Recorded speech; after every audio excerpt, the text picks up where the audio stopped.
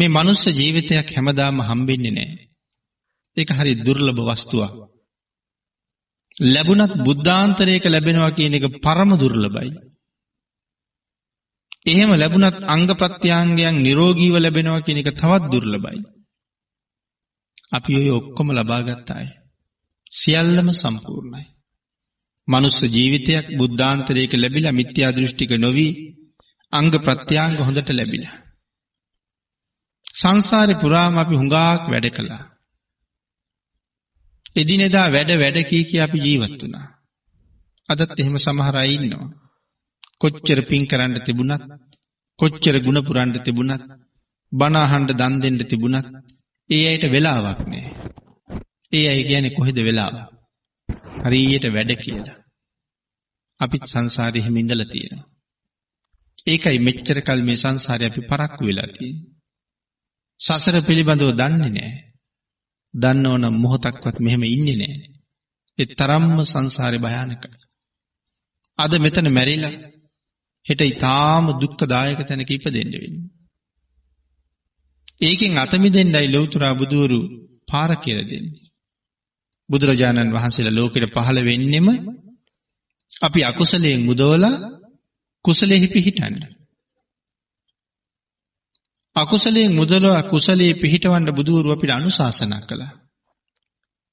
ඒ අනුශාසනාව අපි තාම පිළි අරන් නැත්තම් අපි තාම භාග්‍යතුන් වහන්සේට කීකරු වෙලා නැහැ.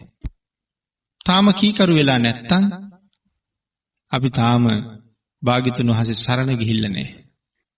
ඒ කියන්නේ තාම අපි බෞද්ධ වෙලා නැහැ කියන එකයි. අපිව සංසාරයෙන් එතරට අරගෙන යන්නේ දහම. ඒ දහම බොහෝ දෙනාට බෙදනවා කියන එක මහා සත්පුරුෂකම.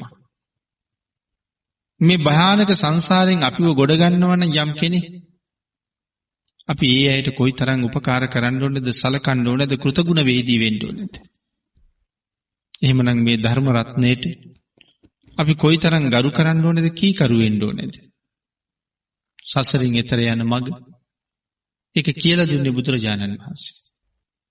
ආන් ඒ ධර්මය තව එක්කෙනෙකුගේ දෙන්නෙකුගේ හිත ඇතුලේ පැල කරන්න අපිට පුළුවන් වුණා. 7-8 10 දෙනෙක් ධර්ම මාර්ගයට ගන්න පුළුවන් වුණා. 10-15 දෙනෙක් ධර්මයට යොමු කරලා නිවැරදි කරන්න පුළුවන් වුණොත් අපි වාගේ කල්යාණ මිත්‍රයෝ එහෙම වුණොත් ලෝකේ හොයන්න හරි අමාරු වෙනවා.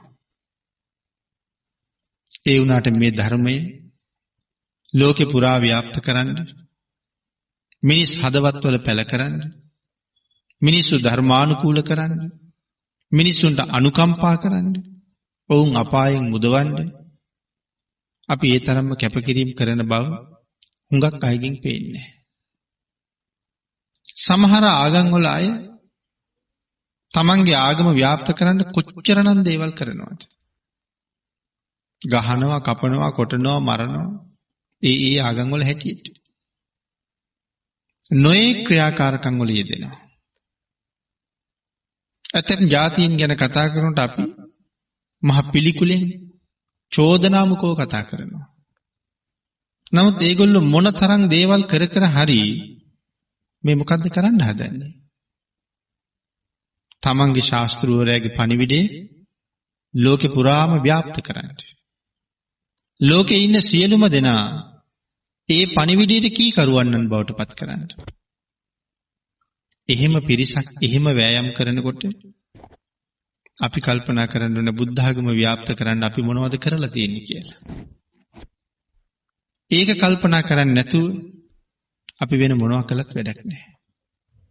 අපිට ඒක වෙන කිසි ක්‍රමයකින් දිනන්නත් බෑ.